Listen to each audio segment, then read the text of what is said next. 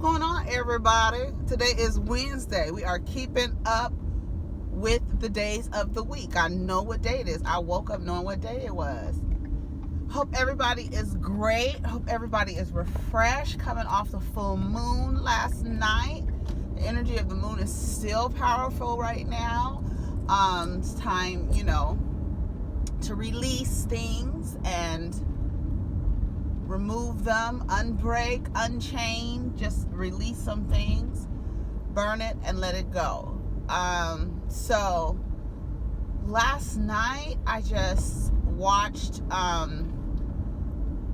feel like I fell asleep on Real Housewives of Beverly Hills reunion. They're really cycling these things out because New York has their second part of their reunion this week as well. So yeah, it's strange.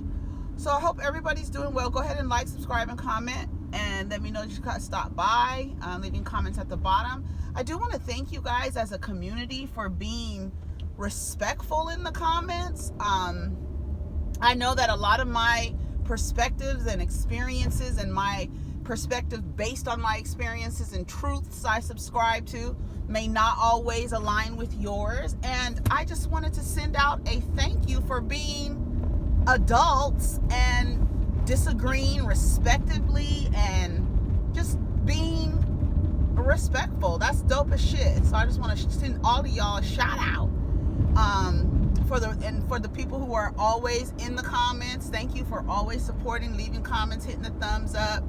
Lady, you not going anywhere. Belinda, don't hit me trying to get over, bitch.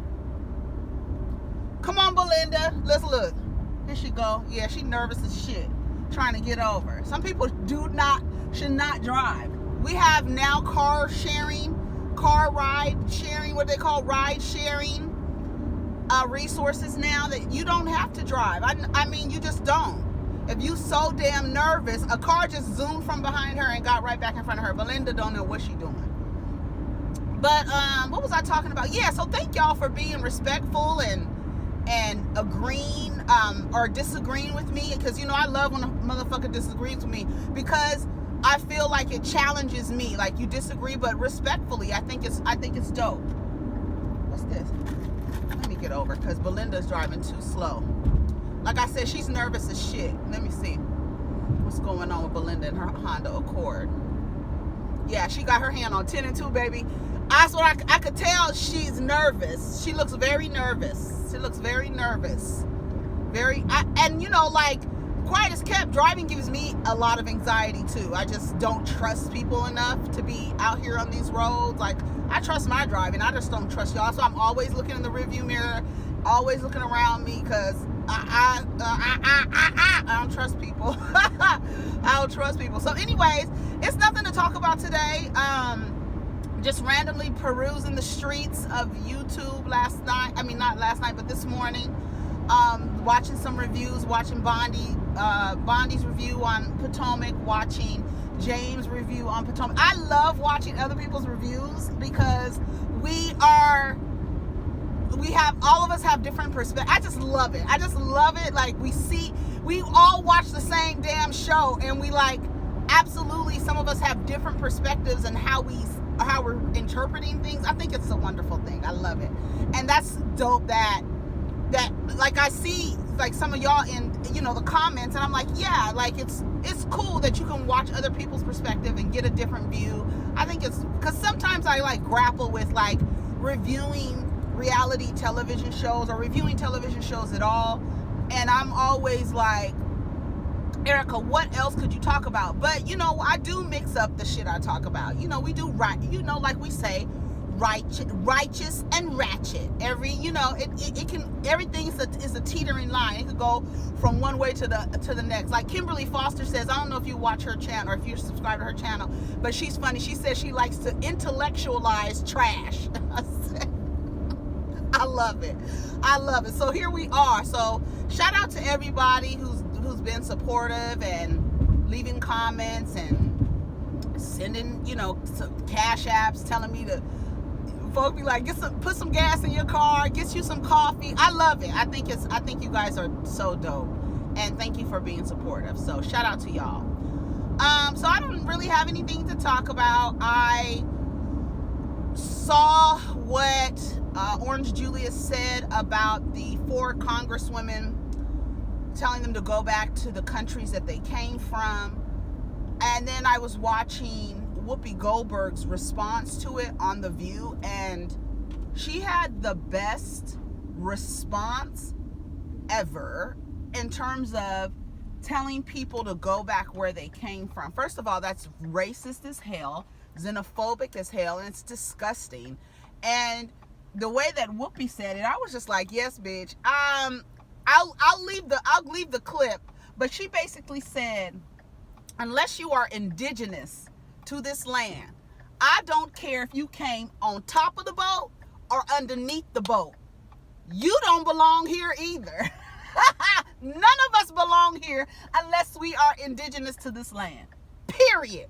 So if we need to go back to where we came from, we all leaving. I said, come on, Whoopi, bitch.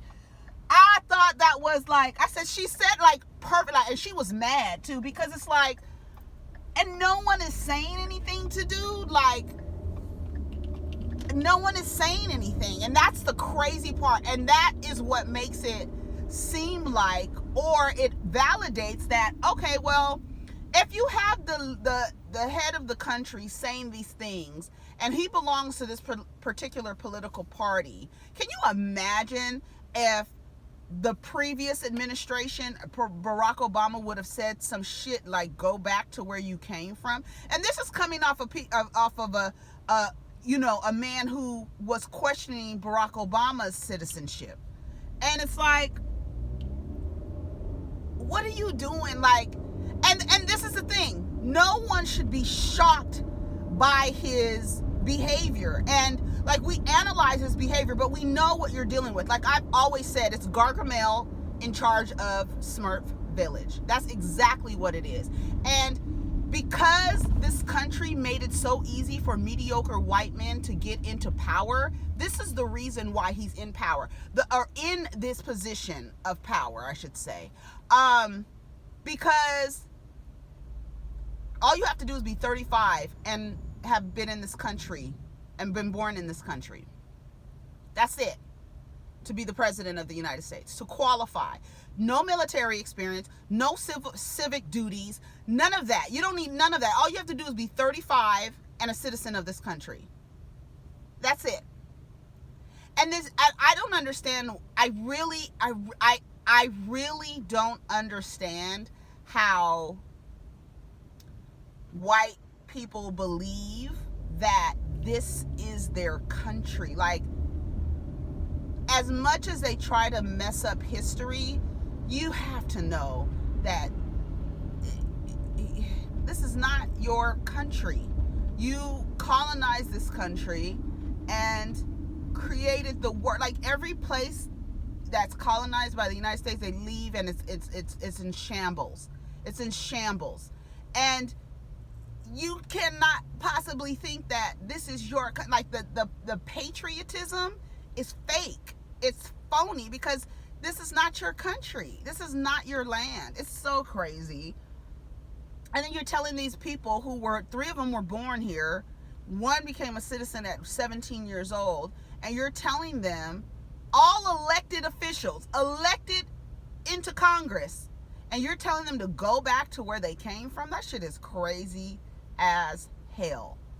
But it's expected. And I always say that Donald Trump is the baby. If America were to have a baby, it would be him.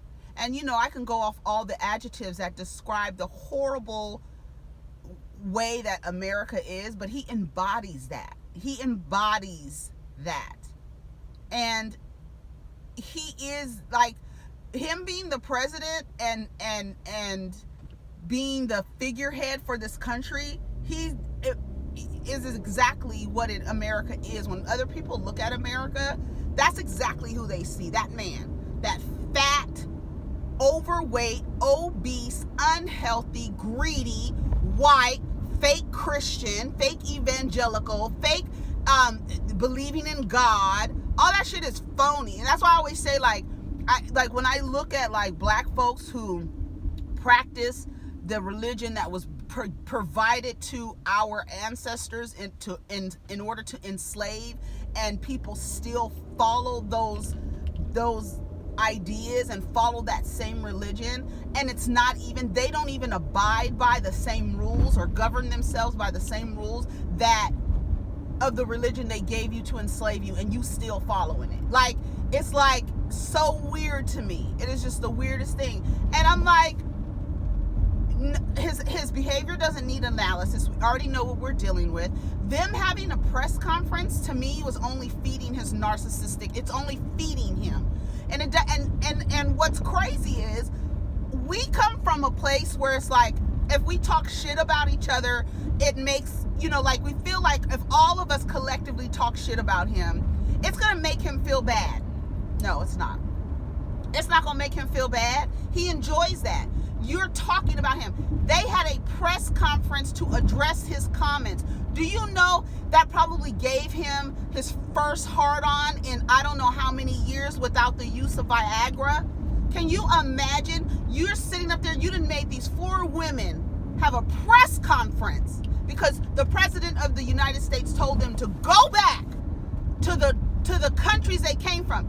And then, not even that, for you to say to go back to the countries where they came from and then start saying that crime-ridden, poverty, all of these negative things, then that lets us know that you are aware of the conditions in other countries and why people come here and seek asylum and get away from crime and organized crime and things like that in their country, and poverty and everything like that. So you have an understanding that the countries that these women, if they were to have come from the countries they came from, that something is wrong there. That something is wrong over there. So you have an understanding. You know, that like when people say like he's dumb, he's not dumb. He's a used car salesman, and he's selling conservative lemons. And for the simple fact that none of these conservatives or Republicans or whatever you want to call your fucking self are saying anything about like that was wrong, it just basically says y'all agree. That's what it looks like to me. Y'all agree with what he's saying. Y'all are down with the bullshit. Y'all agree. Okay, let's see what else is going on. What? Ayesha Curry is trending again. Why, girl? Why? Let's see what she done said. Ayesha Curry wished for more attention and now is getting cooked weekly. Hate to see it. I hate people for Ayesha. What? The hate people have for Ayesha is weird. Almost like they don't like something about themselves. I don't know what she said. I don't know. We'll have to see what Ayesha Curry said. I did want to talk about the ASAP Rocky situation and him being in Sweden and him defending himself in a situation where it winded up in jail because he fought somebody that was violating his personal space, following him around, antagonizing him, and he ends up fighting the person. We all saw the video, and he's now in a Swedish jail. And apparently the conditions in the jail are substandard. He's only eating once a day, like an apple a day, doesn't have blankets or anything like that. But there are some images going around where the images of the jail, I don't know if these are actual images, but people keep saying it looks like an IKEA, store, which is, IKEA is Danish or Swedish, Danish, right? And I saw the images of inside of the jail, and they didn't look bad, but those are just images, not really. It wasn't clear, because anything can come online. And I was looking, I was like, oh, okay, this doesn't look bad, but you don't know what it actually looks like inside. They're not gonna let you inside. You know what I'm saying? They're not letting him inside. They're not allowing him any visits from any U.S. representatives, so that to try to get him out of there.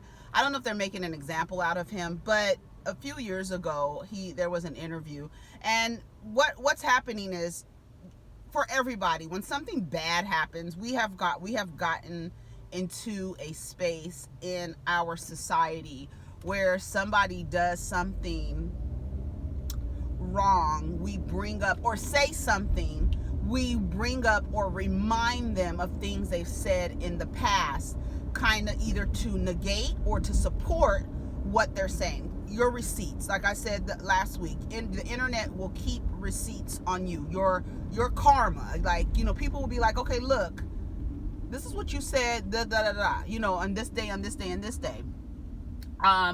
And will hold you accountable for things you said, whether you've grown out of that, whether you still agree with that, whether they want you to speak to it or apologize for saying something, you know, that wasn't favorable for any kind of situation. But ASAP Rocky did an interview, and I remember this interview, and I remember him saying these things and thinking to myself, like, that's kind of fucked up. But I know, like, black dudes like him, like black dudes who feel value in light skin, white, close to looking exotic, racially ambiguous. He likes those types of women, and he's made some comments about black women, dark-skinned black women, and about wearing lipstick and it not looking good. And then you hear his lyrics, you hear how he speaks about black women. And there has been a wave of black women who are tired of standing on the front lines for black men, our counterparts, and standing up for them, and then them turning around with these anti-black criticisms of black women, whether it be from complexion, hair texture. And we see these types of things happening over and over and over again in the media. No darkies, all of this stuff, and it's disgusting. And I think a lot of black women are tired of standing up for black men when in the next breath they're saying some anti-black shit about you or about us as a collective.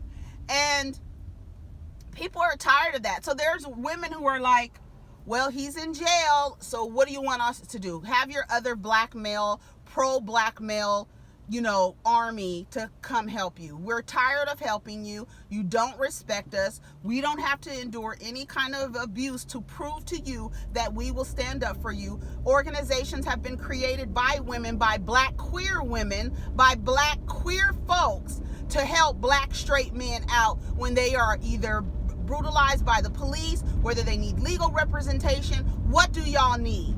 And so black women are tired of it.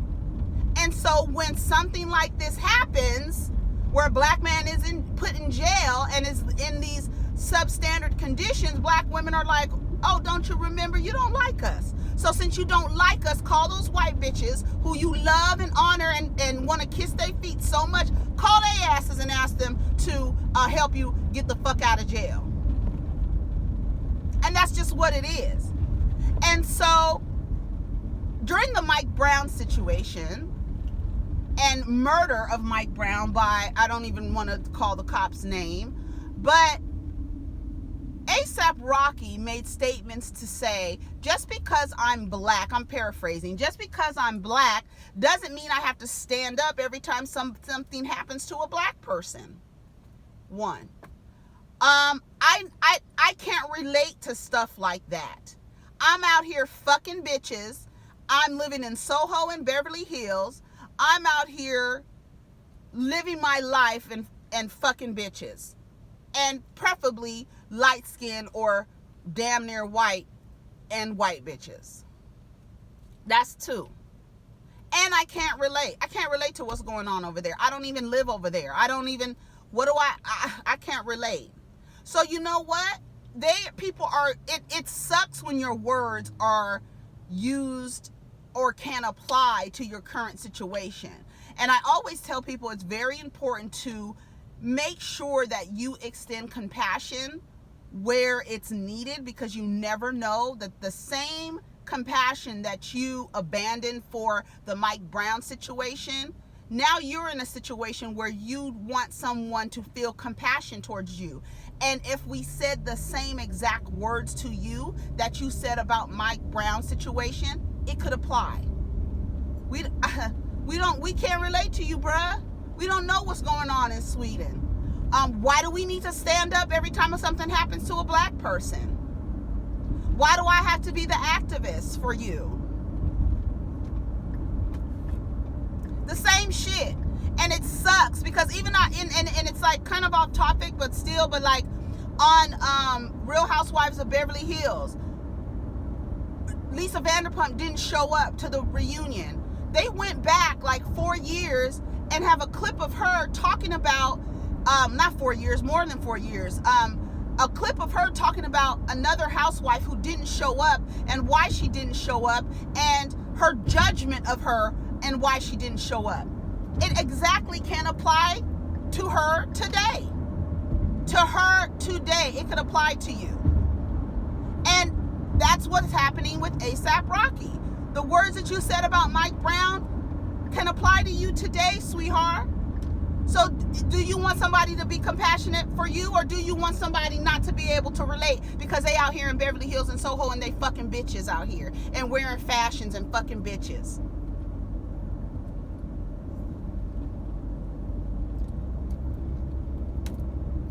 And then people are in our normal fashion online saying, well, you know what? I really can't relate to what's going on with ASAP Rocky because remember when he said this about Mike Brown's situation? And one of the people who did that and reminded us of ASAP's words were, ASAP Rocky's words were Crissle from The Read. Y'all know Crissle. We let me tell you something. Crissle's a Virgo 1. She's a September Virgo 1. We love Crissle. And she reminded us of what ASAP Rocky said. And to prove the point and to prove the reason why black women, or to validate this exhaustion that black women have for going up for black men and black men consistently talking down or on some real anti-black colorist bullshit, Joe Budden comes out and calls Crissle a dusty ass homegirl. Really? Dusty? Okay. And saying that we should forget about what he said. I know what he said was wrong, but this man is in need. Okay, so y'all help him. Why you need black women to help him? Because y'all know we not afraid to stand up in these motherfuckers' faces. Y'all know that there's a fearlessness about us that you need. Because so many people, when I say things about black men standing up for black women or black men standing up for children and this and that, it's always this, well, we might get shot. So you're not going to go up for your community because you're afraid that you might get shot. But all these people before you have died, been bitten by dogs, tortured, hoses put on them. Can you imagine if they had the same kind of energy where we would be? I'm afraid to get shot. So since you're afraid and black women have this fearlessness about them to get things done and have proven to get things done for our community in terms of creating spaces where black men are not being abused or creating organizations where black men are not being brutalized, and we're going to stand up and speak out against these things, you save him. Because he don't like us. And he done said it. So save him. You save him. And don't get mad because somebody is reminding everyone of what he said, and the words that he said can be applied to him in his situation currently. We're supposed to forget it?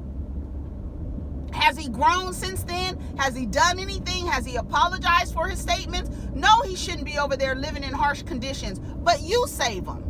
You save him. You sign the petition. You get all your pro-black male-only friends, and you sign the petition for him to get out. And you do the work. You do it. You gonna call Crissle a dusty? And first of all, a dusty homegirl?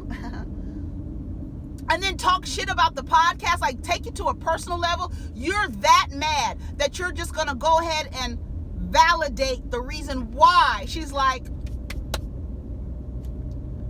you gonna call her out her name instead of approaching it from a way that says, Crissle, we know what he said in the past.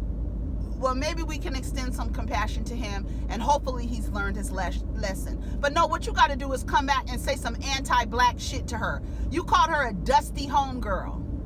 We see what kind of people, now we see what kind of women Joe Budden likes. And I've never seen Joe Budden with a dark-skinned girl. Never, ever. I've never seen Joe Budden with a girl whose hair isn't, your wavy, what do you call it? What's the hair texture number? Whatever it is, I'm giving you loose curl, diva, Latina, Dominican, Puerto Rican type, low maintenance type hair.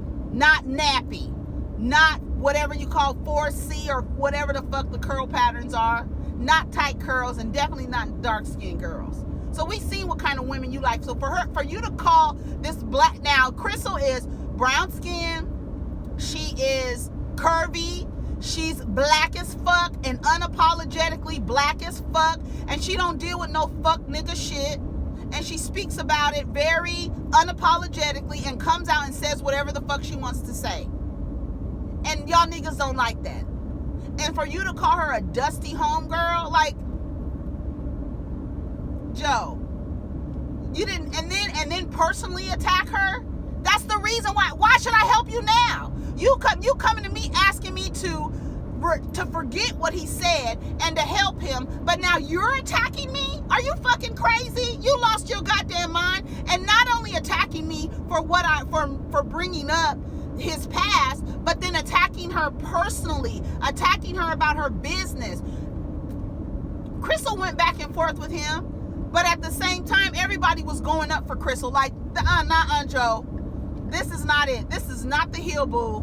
This is not, You were wrong. And that is the reason why don't nobody want to help ASAP Rocky, because you're trying to get people to help him, but then cussing them out when they're like, we don't want to help because this is what he said, and I'm just not going to do it. So now you mad and cussing people out. You're just validating the bullshit. Just validating it. I was like, Joe, you whack for that. Two Virgos arguing during Mercury retrograde. She was going back and forth. They were going back and forth with each other. And he called her a dusty ass homegirl. Okay, Joe. Ciao. I don't know what Ayesha Curry said. What is going on? I have no idea. Did you guys see Jadakiss ordered a pizza with this basically crust, and people are making this big deal when it just basically looks like a piece of dough that was placed into a ring with a little bit of tomato sauce on it. Pizza crusts. That's how he orders his pizza. It's not a big deal. What else is going on? Ayesha Curry killed the Millie Rock. Oh, that's what they're. Oh my God.